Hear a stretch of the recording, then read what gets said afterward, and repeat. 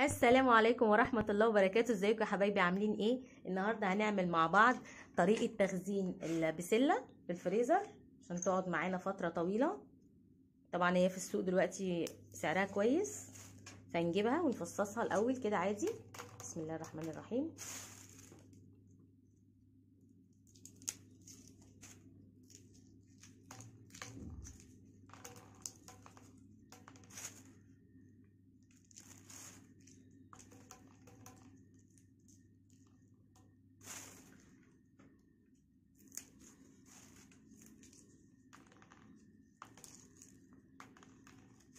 ممكن نعملها ونشيل معاها الجزر، وممكن نشيل الجزر لوحده.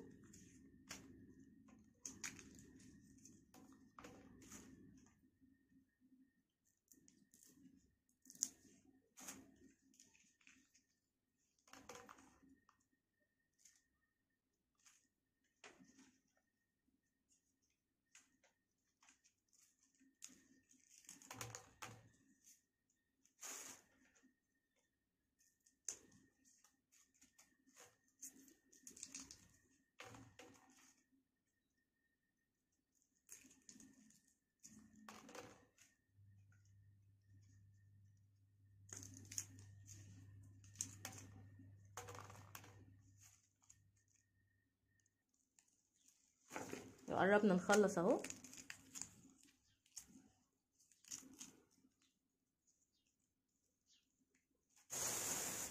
بعد ما هنخلصها طبعا هنغسلها كويس بالميه.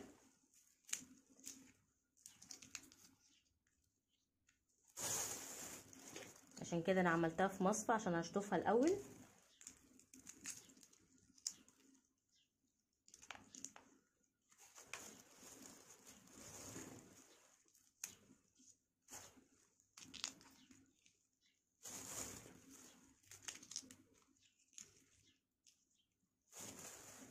لما نيجي نشتري بسله يستحسن نشتري البسله اللي هي المليانه، متكونش فاضيه، وتكون البسلايه كده كبيره عشان بتطلع معسله وحلوه.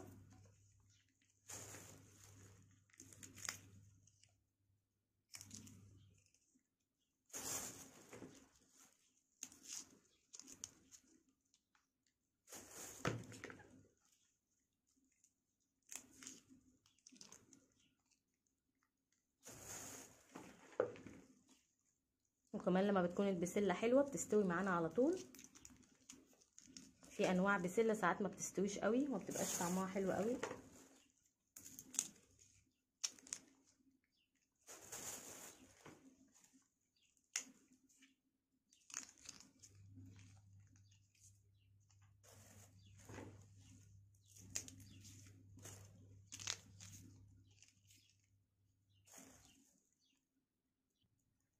اهو خلصتها كلها. دلوقتي بقى هروح اشطفها بالميه اغسلها كويس، بعد كده هوريكم هنعمل فيها ايه.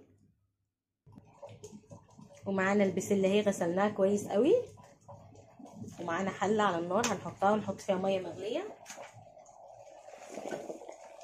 بسم الله الرحمن الرحيم.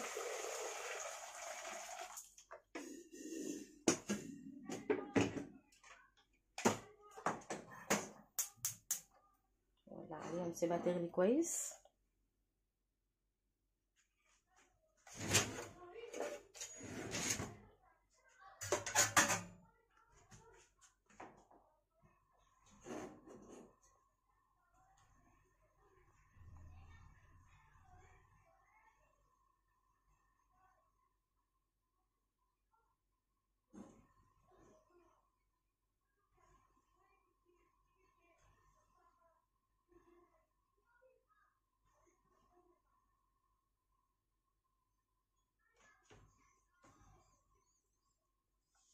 هننزل بقى فيها البسله. بسم الله الرحمن الرحيم.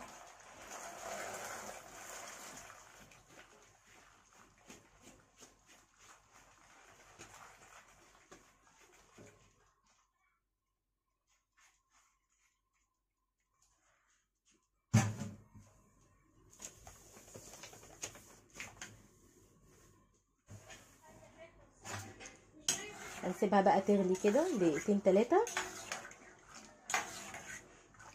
اول ما لونها يغير هنطلعها ونصفيها.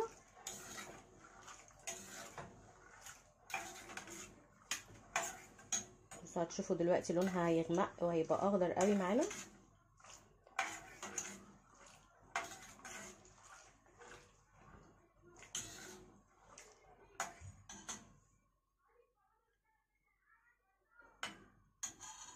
دقيقتين 3 بس على النار وهنشيلها.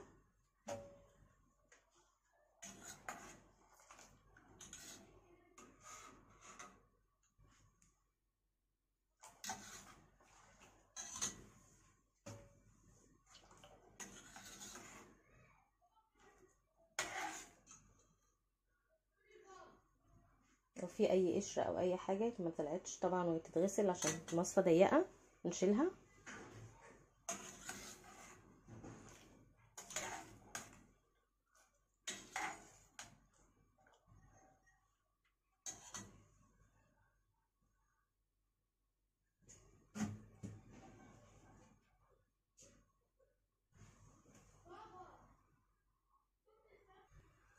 اهي سيبناها تغلي حوالي دقيقتين 3 اهي ابتدت لونها يتغير معانا. خلاص هنطفي عليها بقى ونصفيها.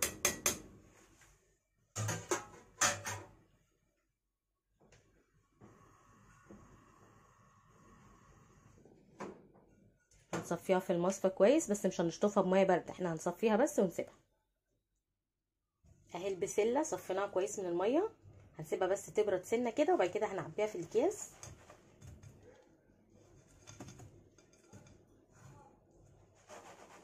دقيقتين بس كده وهعبيها على طول. وهنبتدي بسم الله الرحمن الرحيم. انا ده كيلو ونص معايا، هعمله على 3 اكياس.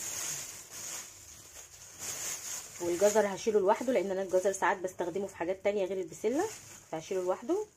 بسم الله الرحمن الرحيم. هتبقى على 3 اكياس. طبعا كل واحد على حسب عدد افراد اسرته قد ايه هيشيل الكيس قد ايه. انا هعملها على 3 اكياس عشان احنا اسره صغيره.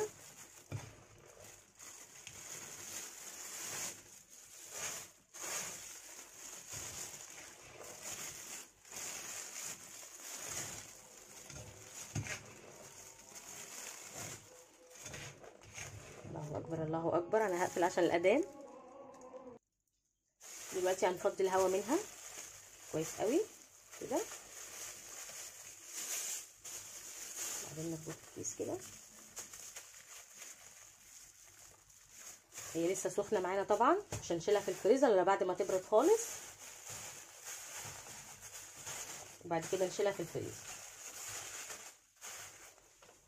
اتمنى الفيديو يكون عجبكم، والسلام عليكم ورحمه الله وبركاته.